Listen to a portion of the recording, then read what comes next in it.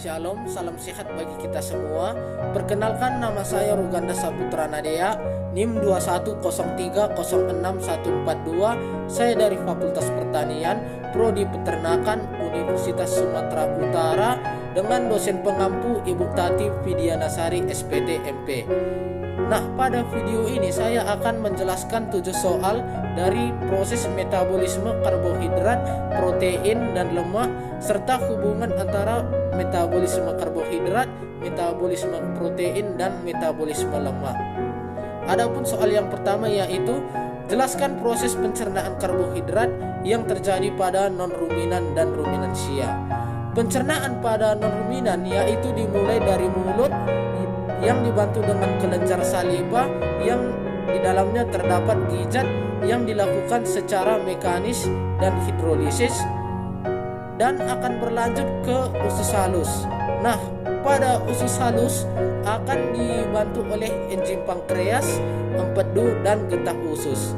Pada pencernaan ini hanya mampu menghidrolisis karbohidrat sederhana, sedangkan serat kasar tidak mampu didegradasi.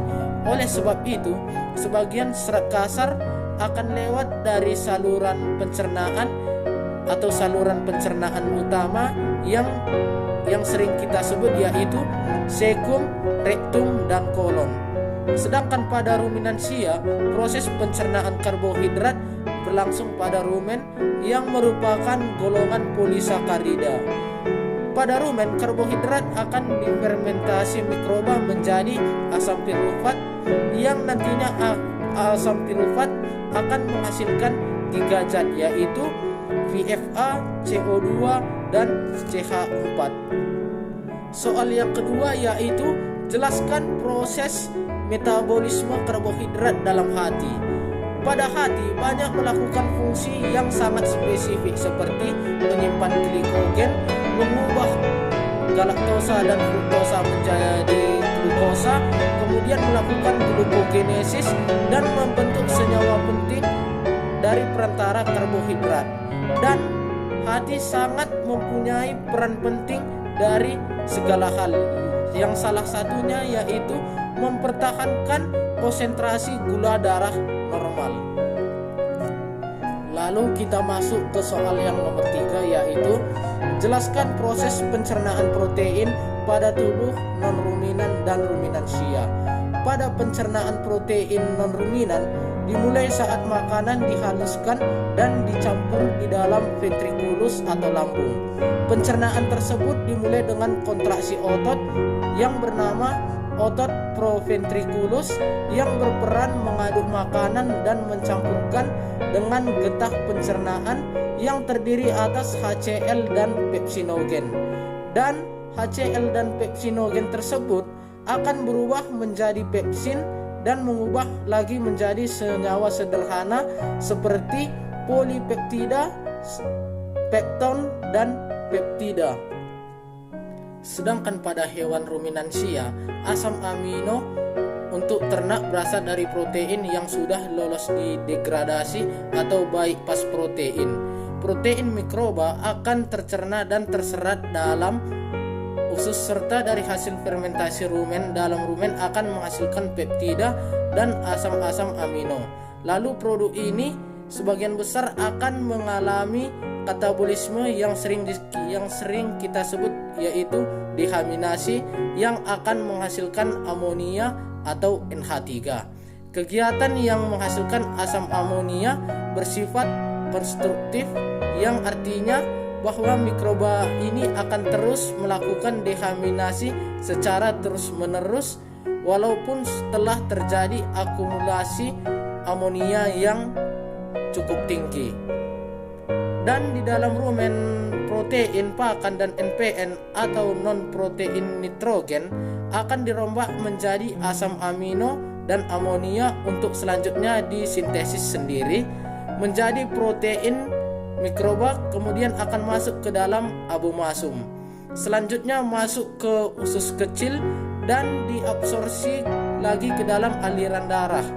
Nah, di dalam rumen sekitar hampir 80% spesies mikroba rumen mampu menggunakan amonia sebagai sumber nitrogen untuk disintesis protein. Selanjutnya kita masuk ke soal nomor 4, yaitu jelaskan metabolisme protein di dalam hati. Nah, pada rumen protein pakan akan mengalami hidrolisa menjadi oligopeptida oleh enzim proteolitik yang dihasilkan oleh mikroba rumen. Kemudian oligopeptida selanjutnya akan diubah menghasilkan peptida dari asam amino yang digunakan sebagai mikroba rumen untuk pertumbuhannya, terutama bakteri Rumides ruminicola, yang dimana bakteri ini mempunyai peran yang sebagai sistem transport yang mengangkut asam amino ke dalam tubuhnya.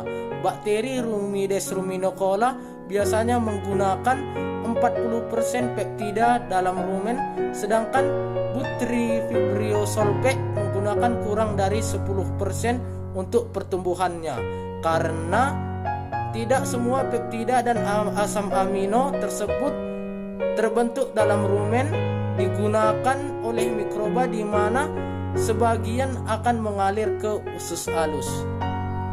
Selanjutnya soal nomor 5, yaitu jelaskan proses pencernaan lemak pada tubuh non-ruminansia dan ruminansia.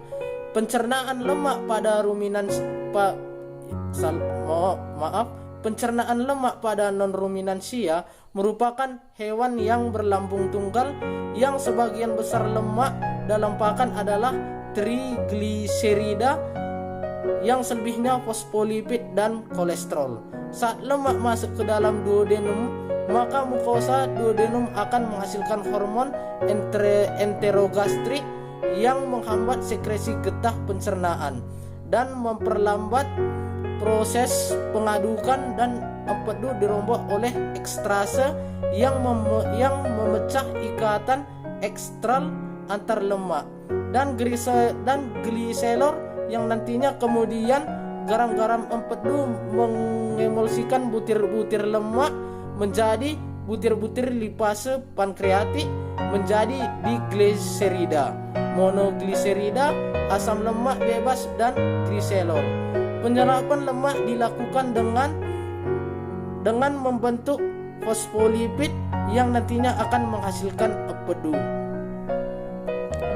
Sedangkan pada pencernaan ruminansia akan dimulai dari aktivitas mikroba dalam rumen terhadap lemak pakan yang akan membebaskan asam-asam lemak tak jenuh untuk kemudian dirombak menjadi asam lemak tak jenuh yang tidak terserap rumen, melainkan terus ke alat pencernaan bawah atau ke usus halus, yang dimana ia akan diserap dan mengatu ke kilomikron.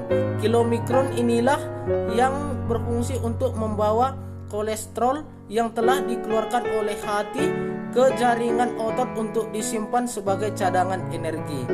Nah, pada usus halus, lemak dipecah menjadi asam lemak dan gliserol oleh enzim lipase. Kemudian gliserol meneruskan perjalanannya ke hati. Sedangkan asam lemak tidak dapat langsung diserap oleh usus karena zat tersebut tidak dapat larut pada air.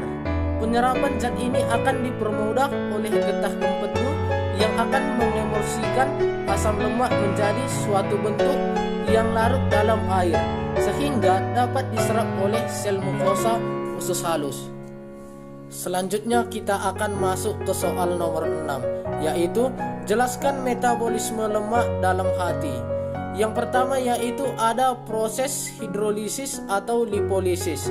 Pada proses ini lemak akan diputuskan oleh ikatan ekstergliserida, fosfolipid, dan glipolipidnya yang akan dilakukan oleh bakteri rumen. Pada proses ini dihasilkanlah asam lemak, gliserol, dan galaktosa, dan hasil tersebut siap dimetabolismekan secara lanjut.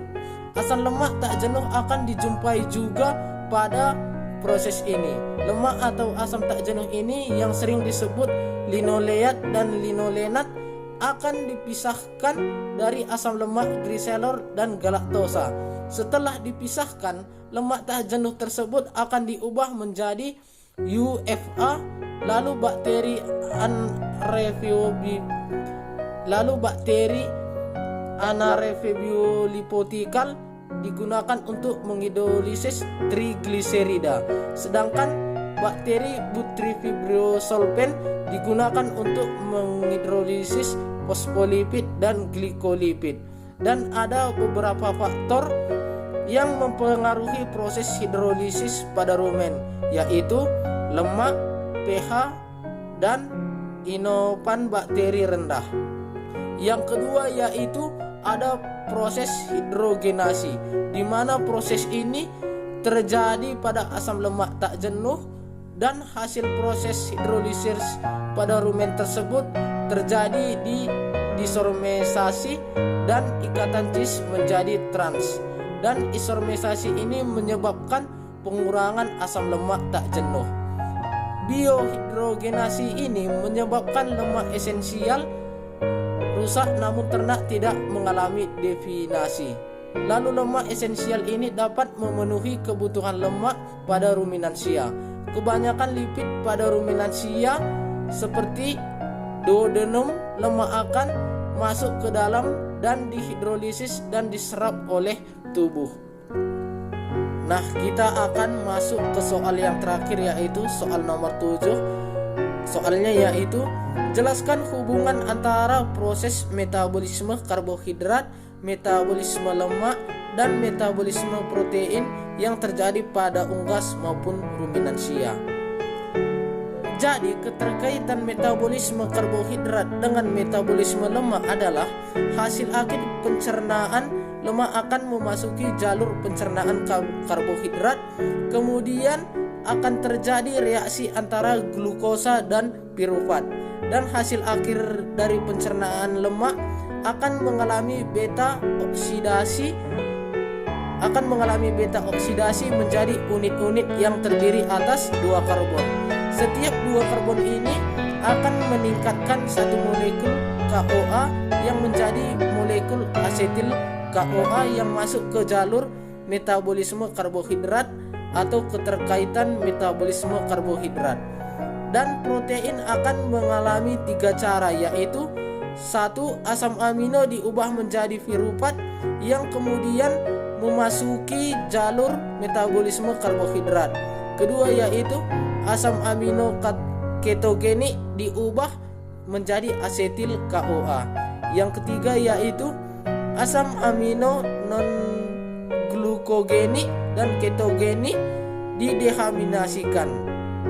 Nah, pada hubungan antara proses metabolisme karbohidrat dan metabolisme lemak serta metabolisme protein akan menghasilkan energi ATP, CO2 dan H2O. Demikian video dari saya. Bila ada kata-kata yang salah saya ucapkan, mohon dimaafkan. Sekian dan terima kasih.